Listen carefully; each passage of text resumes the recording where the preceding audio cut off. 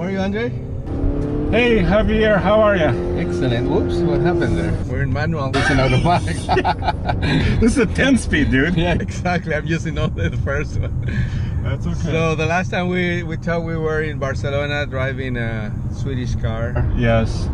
Built in, no, that's not built in China. Where is the Volvo XC60 built now? I think, you know, in Sweden? Sweden? No, I think it's in Austria and Belgium, somewhere in Europe. Yes, somewhere in Europe. But now we're driving a Japanese car built in the U.S. In New Hampshire. Well, yeah, the car is built in Ohio, but we're in New Hampshire, so yes. Don't get confused with the geography lesson. Yeah. But this is an all-new 2018 Honda Accord, completely new car. I know. And it's the 10th generation, so maybe Honda should call it like the Honda Accord X, like the iPhone, right? Yes, they first started, what, in the early 80s? 82 started like selling in the US. Yes. And they've sold, since then, they've sold 13 million units. And that accounts to, if you will divide the number of cars sold by in times, 2 every second. Every one minute. every 2 seconds. I'm sorry. Wow, that's insane. That's I mean, like insane. in the time that I tried to fix my mistake, they sold like 5. That's incredible, huh? So they've made this car a little bit wider, a little bit shorter overall, a little bit lower. Yeah, but inside it's much big. It's amazing. Yeah. The engineering to achieve those numbers for the interior cabin is like amazing. You sat in the back. You're much taller than me, and you were pretty comfortable back there. I'm 6'2", and I have miles of legroom in the back seat. When I go straight up, you know, I touch the ceiling just a little bit in the back. But nobody sits like that all the time. No, but in the front, it's such a comfortable car. You know. And so they have obviously different variants. They have 2 gas engines, 1.5 turbo, 1 2-liter turbo. Yes. They have I think 3 transmissions or 4 transmissions. They have a manual that we drove this morning. It was pretty nice. That was pretty nice. They have the CVT. They have a 6-speed automatic, and this is the 10-speed automatic. Right, and a hybrid also. So the hybrid, yeah. So let's go over this again. So 3 engine choices. Yeah. And at least 3 different transmissions, and you can mix and match a little bit. Yeah, that makes sense. So the CVT is a 1.5 liter with the CVT or a 6-speed manual. This is the 2-liter, which is the premium engine. No more V6, by the way. I know, yeah. Completely get rid of the V6. Everybody is downsizing on that, but like more power, more efficiency, more torque. Also, more torque. More torque. So in times that the automotive industry is going crazy with crossovers and sedans, people still kind of forget how important this segment is, because they're gonna sell. I mean, last year they sold over 2 million units of the mid-size sedan. Yeah. Very important, and this car competes with the Toyota Camry, Ford Fusion, the Kia Optima. Which other ones they have there? There's a lot. I mean, Chevy Malibu. The Malibu. I mean, there's so many. Nissan, Nissan Altima. Altima, yeah. So many. These cars, I don't know. I mean, I've driven all of them, including the new Camry, which is like the #1 in terms of overall sales. That includes a lot of fleets. But Honda is #1 in direct sales to customers. So that's like, I mean, people are like speaking out like why they like this better, I guess.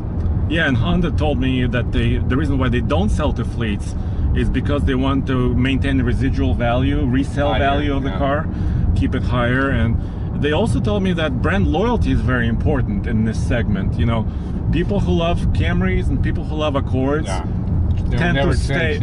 Tend to stay in those camps. Yeah, and I think they've done, besides the design update and the technology update, one thing that have done that I think is really smart is including the Honda Sensing safety package standard in all the cars. I think when people talk about buying options in a car, I think that's the #1 thing that everybody should buy, because in the long term that's going to save you money no matter what, because it's going to avoid accidents pretty much. It's amazing to me that if just a couple of years ago we had to pay a lot of money, sometimes $1,000 or maybe more money to get those safety technologies, and now every car has it. Yeah, and this car is gonna, the top trim of this car is gonna be around 37, maybe 35, 37. Yeah. That's a lot of car for that kind of money. I mean, because I mean, you're really getting, it's not a luxury car per se, but it looks really nice. Most of the materials are really nice. The interior, like this is wood. Yeah, some plastics are a little hard underneath. Yeah. On the top, plastics look nice. Yeah, everything that you see or touch more constantly. Closely, it's pretty nice material. And again, like this is a gas engine and super quiet inside. Yeah, and what do you think about the button transmission? So Honda did this on several vehicles. Yeah, and right? It saves a lot of space, obviously, for the cup holders here, and like actually room to maneuver around. It's a little confusing in the beginning, but I don't know. I mean, you can get used to it. I mean, this is more important to me, I think. The volume knob. The volume knob. Oh, I mean, yes. when they brought that back, it's like, okay, I like the car again. Honda, the way you designed the AC, HVAC system knobs for temperature and fan and volume controls and tuning, so simple. Exactly. Number one improvement, I think, just the volume knob. Never mind more rigid car, more lightweight car, better torque, better value, more efficient. The most important thing is the knob. Yeah, because obviously, I mean, like the new technology is really nice, but when it's difficult to operate, it's like defeats the purpose. Yes. So this is old school, I guess, but still, people know where these things are. When you're driving, you don't get distracted looking for it and trying to control it with your finger on the screen. So like Honda, very, very good work on that. Again, just to round up on the Accord, I really like the car. I mean, the design, it's very attractive. It doesn't look like a boring, like mid-size sedan. It's like something really nice. I think the line of the roof going up from the front to the back, there's a lot of little details of the chrome that they use in the back to wrap up the bumper and all that. Like, really nice whole package, I think. Yeah, I love the car, but I found two issues. Okay.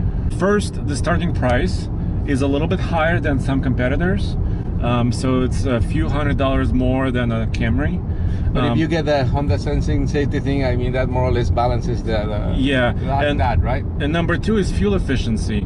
These engines are very torquey, the turbocharged engines, but the efficiency is not quite there. For example, a 2.5 liter Camry gets 41 mpg on the highway. Yeah, almost like a hybrid. Yeah, so, and this is several mpg lower. So I think Honda made a conscious decision, right, to go for more torque, a little bit more power. Experience, yeah, more like the whole experience of the car. Yeah.